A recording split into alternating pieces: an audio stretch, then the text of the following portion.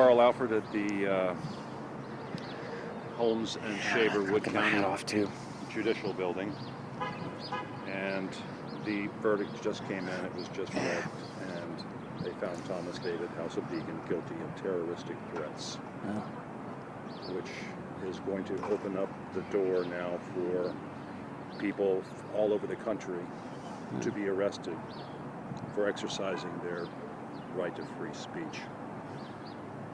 With me here is Calebl Hitt, and he is one that has been here watching this whole sequence of events.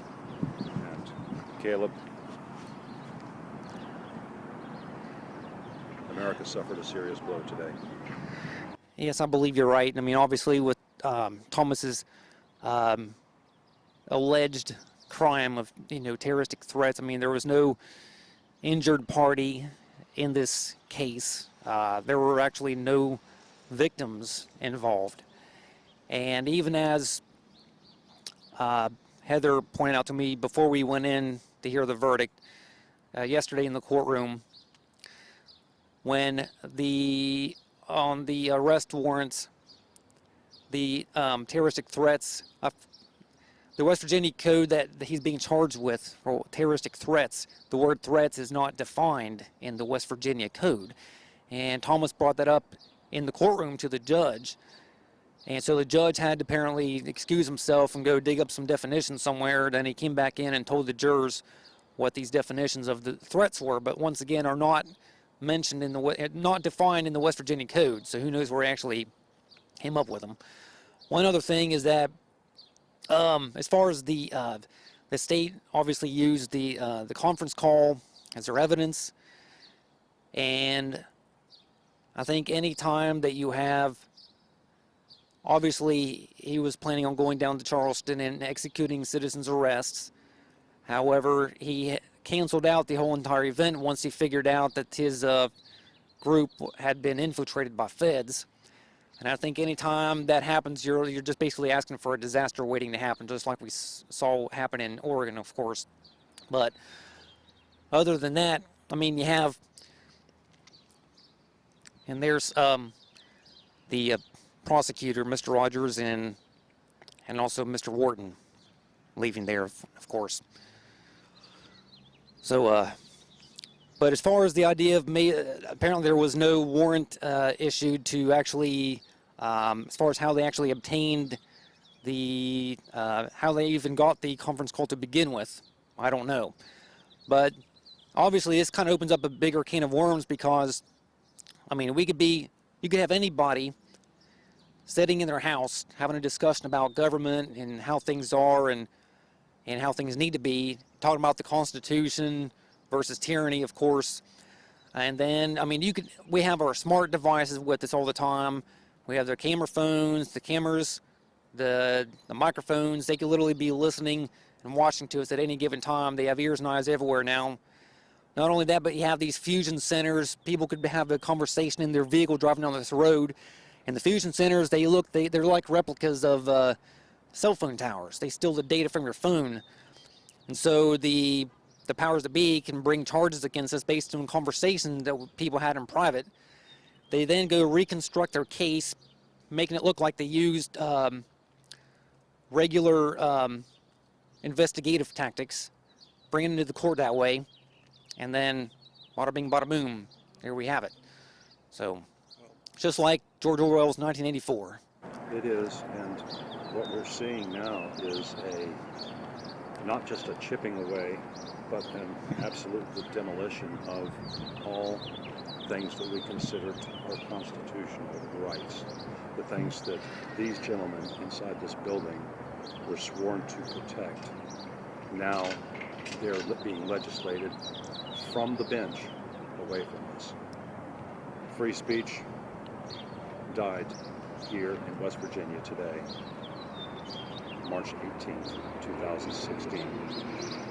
And the warning now goes out to all who are patriots out there, all who would say anything derogatory about the corporate government that is currently running this nation, this state, this county, and this city. there's no turning back. So people are going to wind up having to go underground whenever they want to exercise their right to free speech. They're now in the process of setting up free speech zones. Free speech zones. Yeah, free speech is not a zone. No. No, and it's not something that can be legislated, and yet we just saw it legislated away from us right here today.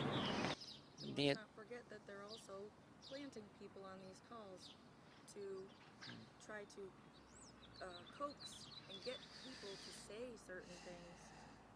This is like, the FBI, that's what that whole thing is to go get everyday American people to try to get them to say certain things so that they can then nab them.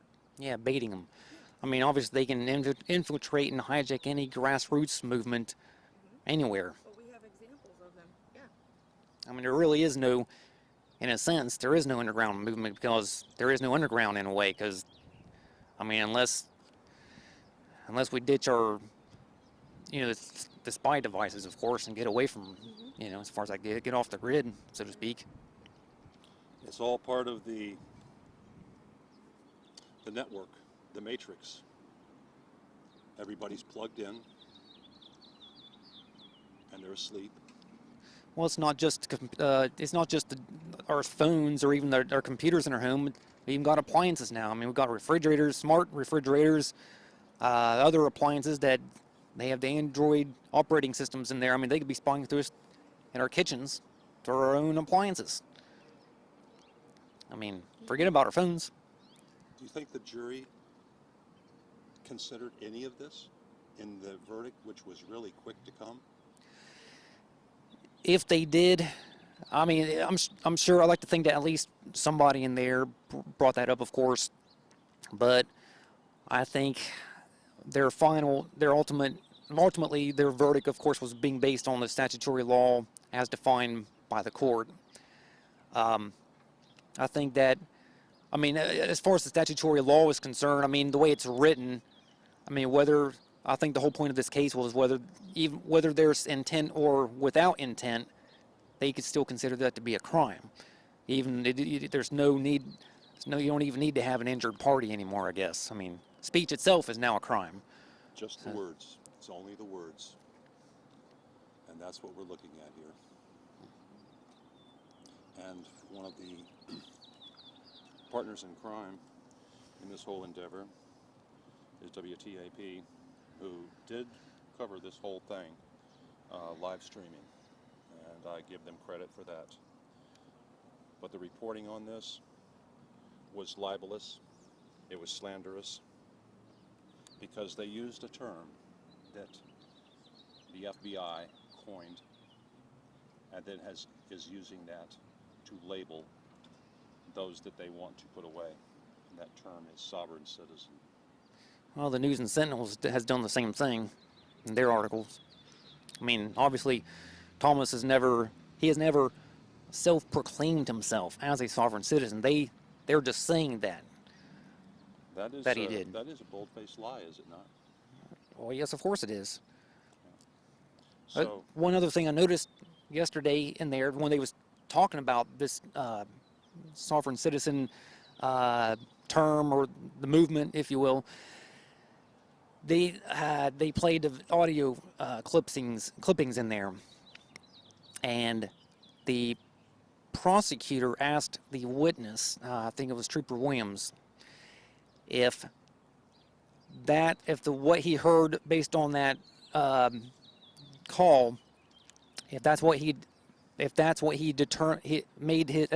how he made his determination of Thomas being a quote unquote sovereign citizen, he said yes.